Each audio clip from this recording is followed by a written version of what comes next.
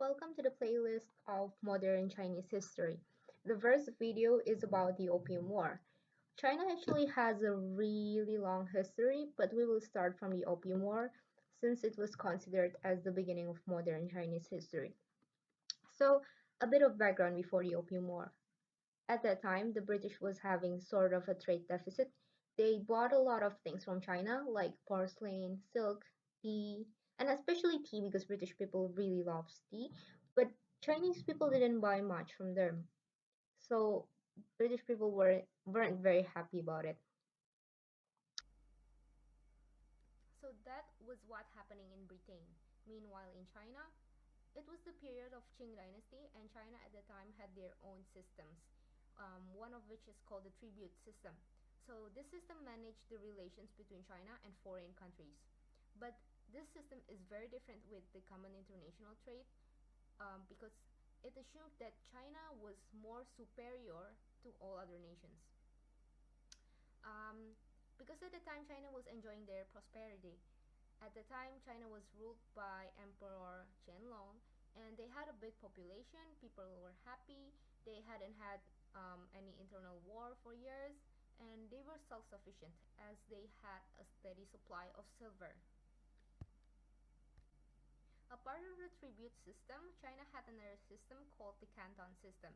So at the time, foreign trade is limited to the ports of Canton. And if a foreigner want to trade with China, they had to go through a very complicated process. They first had to face the Kohong, who are like the monopolist merchants who could tax and regulate trade as they want. And Kohong was under maritime customs called the Hopos, who could issue orders and regulations for the Kohong. So it was like a hierarchy. So we can see two different points of view here. From the British side, British people were expecting China to follow the international trade law, that is, both countries getting mutual benefit from trade. But in the Chinese side, they had all this tribute system and canton system, so in the end, the trade favored Chinese part and the British people weren't very happy. The British actually had tried to establish a mutual trade between China and Britain by a diplomatic mission. They did send an official by the name of George Macartney to open a dialogue with Dao Guang Emperor in Beijing, but it only ended up with a thank you letter, a lovely gift, and then they never talked again. So the British was running out of money, and so what happened next?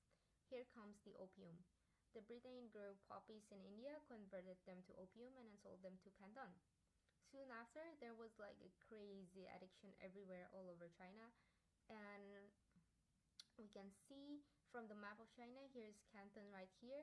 So the opium spread from Canton, which is the southern part of China, to the northern part of China. So it has reached all over China, and it has reached every social ranks in China.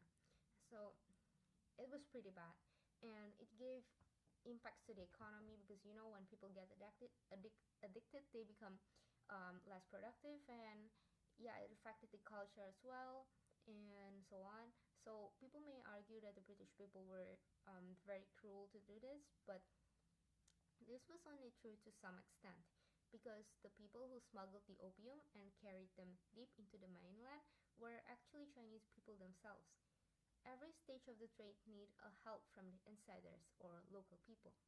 And and it's not like the British people were the first who brought opium to China. Opium had existed before in China, and it had been produced and consumed by some people, such as for medical use or just merely consumption, and it had been related to various aspects of their social life, although not as extensive as what happened this time. So anyway, the Emperor of China saw this problem and he called Lin Zexu and told him to take care of this problem. And Lin Zexu, so this guy is so cool and he ain't give no mercy. So he arrested all the traders and addicts and burnt all of the opium that he found. And this was a problem because the bankrupted foreign opium merchants went furious. Lin Zexu cut their food supplies, and when British men went ashore to purchase food, the Chinese tried to seize their supplies. So a naval battle broke out, and it is also called the First Battle of Chuanpi, and it is the start of the First Opium War, September 4, 1839. I'm going to skip the details here, but in short, the British demanded for compensation. There happened the Second Battle of Chuanpi. The war continued, with the British taking the city of Zhejiang and opening the road to Nanking. So China started to realize they were defeated because they couldn't fight against the modernized British.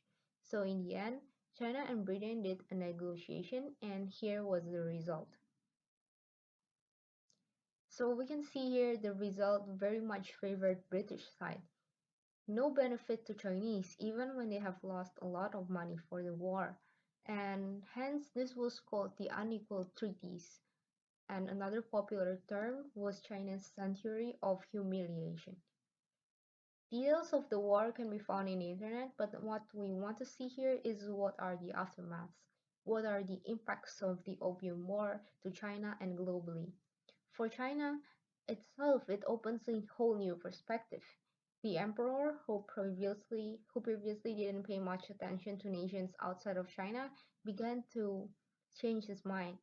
Chinese officials began to understand about international trade. They started paying attention to maps, and the aforementioned unequal treaties were said to be the critical point in the transformation of concepts of sovereignty in Eastern Eurasia. So that's all about it for now.